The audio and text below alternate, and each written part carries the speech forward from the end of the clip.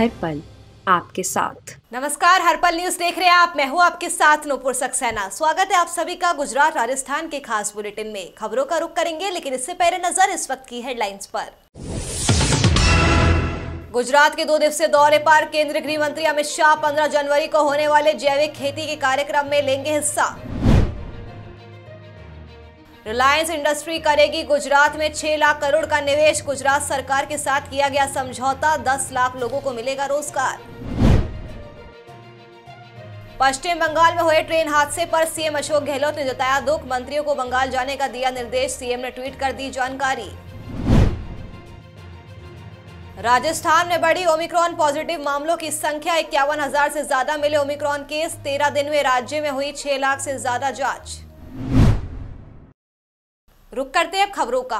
गुजरात के मुख्यमंत्री भूपेंद्र पटेल ने उत्तरायण के मौके पर अपने घर पर ही पतंग उड़ाई। उन्होंने जगन्नाथ मंदिर परिसर में दर्शनार्थियों का अभिनंदन भी किया और जरूरतमंद लोगों को मिठाइयां भी बांटी। गुजरात वासियों ने भी इस पर्व पर पतंग उड़ाई। लोगों ने दान कर त्योहार मनाया। गुजरात में लगातार 2 सालों से उत्तरायण का मजा कोरोना के चलते फीका पड़ गया था। हालांकि कुछ महीनों की शांति के बाद तीसरी लहर में संक्रमण फिर से विस्फोटक होता हुआ नजर आ रहा है। कोरोना के साथ साथ राज्य में ठंड भी बहुत है। 2 दिन की कड़ाके की ठंड के बाद सुबह राज्य के ज्यादातर हिस्सों में गिनती की पतंगे ही आसमान में उड़ती हुई नजर आई। गुजरात में लोग आज सुबह से ही पतंग उड़ा रहे हैं। बता दें कि लोग कोरोना नियमों का पालन करते हुए यह त्योहार मना रहे हैं। गुजरात से राकेश गोसाई की रिपोर्ट। आज उत्तरायण का पर्व बड़ी धूमधाम से और कोरोना की गाइडलाइन से मना रहे हैं। सुबह से शहर के छतों पर युवाओं और महिलाओं और परिवारजनों खूब धूमधाम से उत्तरायण का पर्व मना रहे हैं। आज 14 जनवरी उत्तरायण का पर्व है। इस रोज दान पुण्य का बहुत महत्व रहता है। गाय को चारा खिलाना, गरीबों को दान पुण्य करना। इस दिन लोग पतंग उड़ाते हैं, कोई काटता है तो कोई लूटता है। बहुत ही मजा आता है। और उत्तरायण के दिन जलेबी, फाफड़ा, ऊंधिया ऐसी अच्छी बढ़िया रेसिपी खाते हैं। बहुत ही मजेदार पर्व है ये। और बस यही मेरी आप सब लोगों की शुभकामनाएं। केंद्रीय गृह मंत्री अमित शाह 2 दिवसीय दौरे पर अपने गृह राज्य गुजरात पहुंच चुके हैं। इस दौरान वे शनिवार को जैविक खेती से संबंधित एक योजना की शुरुआत भी करेंगे। आपको बता दें कि इस दौरे के दौरान किसी तरह की कोई जनसभा नहीं होगी। उत्तरायण के मौके पर शाह वैसे तो हर साल 14 जनवरी को अपने परिवार के सदस्यों और पार्टी कार्यकर्ताओं के साथ पतंग उड़ाते हैं और अन्य कार्यक्रमों में भी शिरकत करते हैं। बता दें कि 15 जनवरी को अमित शाह जैविक खेती से संबंधित एक कार्यक्रम में हिस्सा लेंगे। ये कार्यक्रम मुख्यमंत्री भूपेंद्र पटेल के आधिकारिक आवास पर निर्धारित है। गांधीनगर से सांसद शाह अपने संसदीय क्षेत्र से संबंधित विकास परियोजनाओं और अन्य सरकारी योजनाओं के क्रियान्वयन की समीक्षा भी कर सकते हैं। वाइब्रेंट गुजरात समिट 2022 में रिलायंस इंडस्ट्रीज लिमिटेड ने गुजरात सरकार के साथ कुल 5.955 लाख करोड़ रुपए के निवेश के लिए समझौते पर हस्ताक्षर किया है। इन परियोजनाओं से राज्य में करीब 10 लाख रोजगार के अवसर पैदा होने की संभावना है।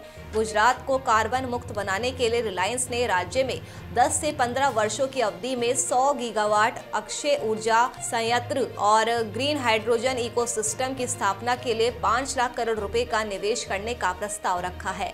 रिलायंस लघु और मध्यम उद्यमों की सहायता के लिए एक इकोसिस्टम विकसित करेगा और उद्यमियों को नई प्रौद्योगिकियों और इनोवेशंस को अपनाने के लिए प्रोत्साहित करेगा, जिससे अक्षय ऊर्जा और ग्रीन हाइड्रोजन का बेहतर इस्तेमाल हो सके।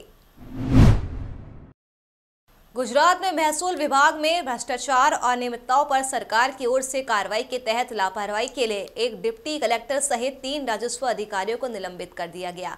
महसूल विभाग की छवि सुधारने के लिए महसूल मंत्री राजेंद्र त्रिवेदी ने नागरिकों से अधिकारियों पर स्टिंग ऑपरेशन करने और सबूत भेजने की अपील की थी।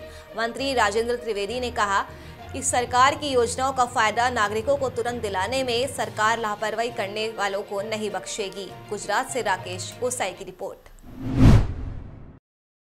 गुजरात के पाटन जिले के गांव के पास नर्मदा कैनाल में एक लड़का गिर गया था। लड़के को बचाने आई उसकी बहन भी कैनाल में कूद गई थी। ये घटना के 36 घंटे बाद भी दोनों भाई बहन का शव नहीं मिला।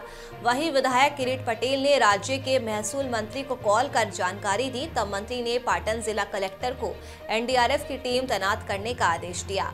मंत्री के फोन के बाद प्रशासन के जिला कलेक्टर, प्रांत अधिकारी, तहसीलदार और पूरी टीम घटनास्थल पर पहुंच गई। वहीं एनडीआरएफ की टीम मौके पर पहुंची और मृतकों की तलाश की। जिला कलेक्टर सुरप्रीत सिंह का कहना है कि एनडीआरएफ की टीम मौके पर पहुंच चुकी है और टीम नर्मदा कैनाल में दोनों भाई बहन की लाश की खोज कर रही है। गुजरात से राकेश गोसाई की रिपोर्ट। गुजरात में कोरोना के मामलों की बढ़ती संख्या को देखते हुए 20 जनवरी से शुरू होने वाली स्नातक 3 की परीक्षाओं को ऑफलाइन और ऑनलाइन दोनों आयोजित करने का फैसला लिया गया है, जिससे परीक्षा में छात्र संक्रमित न हो। ग्रेजुएशन सेमेस्टर 3 की एमसीक्यू पद्धति से उत्तर गुजरात यूनिवर्सिटी संबद्ध कॉलेजों में 20 जनवरी से ऑफलाइन परीक्षा शुरू होनी थी, जिसमें करीब 50,000 छात्र परीक्षा दे रहे हैं। वर्तमान में कोरोना मामलों के कारण छात्रों का स्वास्थ्य खतरे में पड़ सकता है और परीक्षा को फिलहाल रद्द नहीं किया जा सकता है, जिसमें परीक्षा देने के इच्छुक छात्र परीक्षा दे सकते हैं। लेकिन जो छात्र परीक्षा नहीं देना चाहते हैं वो सभी छात्र ऑनलाइन परीक्षा दे पाएंगे। गुजरात के पाटन राजा सिद्धराज जयसिंह के 5वें निर्माण दिवस के अवसर पर पुष्पांजलि अर्पित की गई। उत्तरायण पर्व के दिन महान सम्राट चक्रवर्ती पाटन पति राजा सिद्धराज जयसिंह सोलंकी का निर्माण दिवस कार्यक्रम का आयोजन किया गया, जिसमें पाटन विधायक किरीट भाई पटेल, नगरपालिका अध्यक्ष समेत कई गणमान्य लोग मौजूद रहे। पाटन के ऐतिहासिक शहर की स्थापना वीर वनराज चावड़ा ने अपने दोस्तों की मदद से वर्ष 802 में की थी। इस वीर भूमि में चावड़ा, सोलंकी और वाघेला राजवंशों के विभिन्न वीर राजपूत राजाओं ने एक बहुत अच्छा और लोकप्रिय राज्य बनाया और पाटन शहर को बहुत आगे बढ़ाने का काम किया। गुजरात के अहमदाबाद में कोरोना का कहर दिन पर दिन बढ़ता ही जा रहा है और नगर निगम की ओर से कोरोना को रोकने के लिए खास उपाय भी किए जा रहे हैं। अहमदाबाद का रायपुर क्षेत्र अपने पतंग और धागे के लिए जाना जाता है, इसलिए लोग यहां पर बुधवार को आखिरी दिन पतंग और धागा खरीदने के लिए पहुंचे। भारी मात्रा में बाजार में भीड़ जमा हुई। बाजार में लोग बिना मास्क के नजर आए। बाजार में कोरोना के नियमों की सरेआम धज्जियां उड़ाई गई। ना किसी ने मास्क लगा रखा था और ना ही किसी ने सोशल डिस्टेंसिंग का पालन करना जरूरी समझा। गुजरात से अजय मिस्त्री की रिपोर्ट। पश्चिम बंगाल के जलपाईगुड़ी में गुवाहाटी बीकानेर एक्सप्रेस के पटरी से उतरने पर हुए हादसे पर राजस्थान के मुख्यमंत्री अशोक गहलोत ने दुख जताया। साथ ही उन्होंने बताया कि प्रदेश के 2 मंत्री पश्चिम बंगाल जाएंगे। वहीं घटना की जानकारी मिलने के बाद मुख्यमंत्री अशोक गहलोत ने ट्वीट करते हुए घटना पर अफसोस किया। सीएम ने लिखा कि पश्चिम बंगाल ने बीकानेर गुवाहाटी एक्सप्रेस के डिब्बे पटरी से उतर जाने पर लोगों की मौत की खबर सुनकर दुख हुआ। इसके बाद सीएम ने एक और ट्वीट करते हुए लिखा कि जलपाईगुड़ी क्षेत्र में हुए बीकानेर गुवाहाटी एक्सप्रेस हादसे को लेकर रेल मंत्री अश्विनी वैष्णव जी से बात हुई। घटनास्थल पर राहत एवं बचाव कार्यों के संबंध में चर्चा हुई। साथ ही साथ गहलोत ने आगे लिखा कि हादसे के बाद प्रदेश से मंत्री भंवर सिंह भाटी एवं श्री गोविंद राम मेघवाल पश्चिम बंगाल पहुंचेंगे और राज्य सरकार की तरफ से कोऑर्डिनेट करेंगे। बता दें कि इस हादसे में 9 लोगों की मौत हो गई है, वहीं 45 से ज्यादा लोग घायल हुए हैं। इस ट्रेन में 177 लोग बीकानेर से चढ़े थे, जिसके बाद उत्तर रेलवे ने जयपुर और बीकानेर के लोगों के लिए हेल्पलाइन नंबर जारी कर दिए हैं। राजस्थान में कांग्रेस अध्यक्ष गोविंद सिंह डोटासरा ने चेतावनी दी है कि अब बीजेपी का कोई भी बड़ा नेता केंद्र से राजस्थान में आएगा तो उसका ऐसा ही घेराव किया जाएगा। अपना बर्थडे सेलिब्रेट करते परिवार के साथ सवाई माधोपुर के रणथंभौर आई प्रियंका गांधी के होटल के बाहर बीजेपी सांसद डॉक्टर किरोड़ी लाल मीणा के विरोध प्रदर्शन से डोटासरा भड़के हैं। वहीं अलवर की मूक बधिर नाबालिग से गैंगरेप के विरोध में सैकड़ों समर्थकों के साथ डॉक्टर किरोड़ी लाल और बीजेपी ने विरोध प्रदर्शन किया, जिस पर पुलिस ने उन्हें हिरासत में ले लिया। आपको बता दें कि डॉक्टर किरोड़ी लाल ने प्रियंका गांधी पर यूपी की जनता से झूठ बोलने के आरोप लगाए हैं। साथ ही लड़की हूं, लड़ सकती हूं नारे को लेकर टारगेट किया, जिससे कांग्रेस पार्टी यूपी, पंजाब समेत 5 राज्यों के विधानसभा चुनाव में राजनीतिक तौर पर बैकफुट पर आ गई है। सांसद दिया कुमारी ने अलवर और राजस्थान के अन्य जिलों में बढ़ती बलात्कार की घटनाओं पर गहरा रोष जताया है और साथ ही साथ राज्य सरकार पर कई तरह के सवाल खड़े किए हैं। अपने बयान में सांसद दिया ने कहा कि 16 साल की दिव्यांग बच्ची के अपहरण और उसके साथ हुए कृत्य के बारे में सुनकर स्तब्ध हूँ। इस तरह की शर्मनाक और विभत्स घटनाएं राज्य में अब आम बात हो चुकी है। राजस्थान वीरांगनाओं और साहसी लोगों की भूमि है, लेकिन आज मुझे कहते हुए खेद हो रहा है कि पूरे देश की रेप कैपिटल बन चुकी है। यहाँ लड़कियां और महिलाएं बिल्कुल भी सुरक्षित नहीं हैं। राजस्थान से राकेश कोसाई की रिपोर्ट। राजस्थान में जो एक मूक बधिर किशोरी के साथ घटना हुई वो बहुत ही निंदनीय है। ऐसी घटना हमारे राजस्थान में लगातार ऐसी घटनाएं हो रही हैं। राजस्थान सरकार इसके लिए बिल्कुल भी संवेदनशील नहीं है। मैं तो इनको ये कहना चाहूंगी कि ये जो जिस तरह से चैन की नींद सोते हैं, ये सोते कैसे हैं? इनको कैसे ये लोग इस तरह की घटनाएं होने देते हैं? अभी तक इस घटना पे कोई भी कार्रवाई नहीं हुई, दोषियों को पकड़ा नहीं गया। मैं इस सरकार को कहना चाहूंगी कि आपका कोई हक नहीं है सत्ता में रहने का। इन पे जो भी दोषी हैं उनको जल्द से जल्द पकड़ा जाए, उसके बाद सख्त से सख्त सजा दी जाए। हमारा राजस्थान वीरों की वीरांगनाओं की धरती है, लेकिन आज ये एक रेप कैपिटल बन गया है। ये बहुत ही दुख की बात है, बहुत ही शर्म की बात है। मैं भी एक महिला हूं और मुझे बहुत शर्म आती है कि मैं राजस्थान आज एक ऐसे राजस्थान में जी रही हूं जहां पर हमारी महिला बहनें सुरक्षित नहीं। राजस्थान में बढ़ते कोरोना के चलते सरकार की ओर से लगातार नई गाइडलाइंस जारी की जा रही है। वहीं लोगों की जरूरतों को देखते हुए राज्य सरकार ने संडे लॉकडाउन के लिए भी नई गाइडलाइंस जारी की है। अब संडे लॉकडाउन के दौरान डेयरी, फल सब्जी और किराने की दुकानें खुली रहेगी। बता दें कि गृह विभाग ने 9 जनवरी को जारी गाइडलाइंस में दूध, फल सब्जी और किराना की दुकानों को छूट नहीं दी थी। कोरोना की पहली और दूसरी लहर में सख्त लॉकडाउन के समय भी डेयरी, फल सब्जी और किराना की दुकानें खुली रहती थी, जिसको देखते हुए गृह विभाग ने नई गाइडलाइंस जारी कर दी है।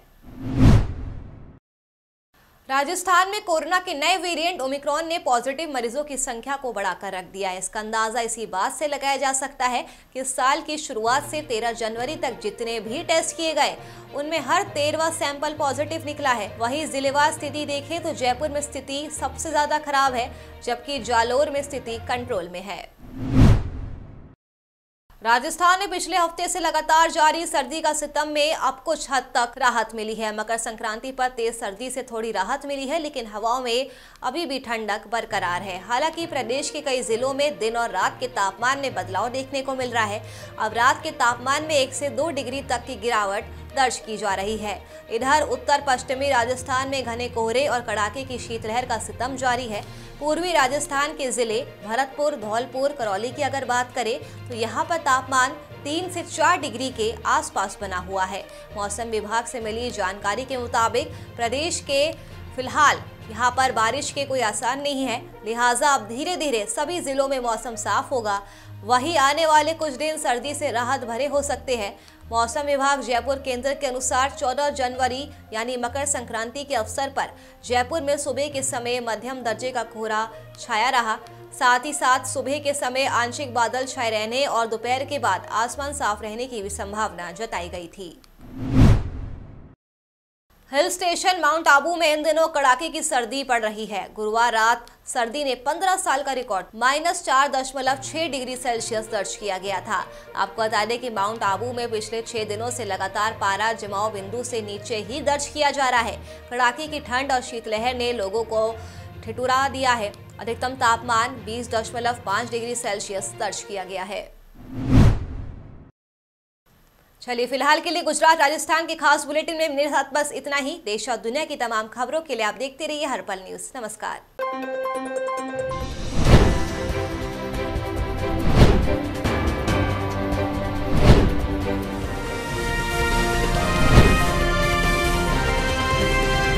हर पल आपके साथ।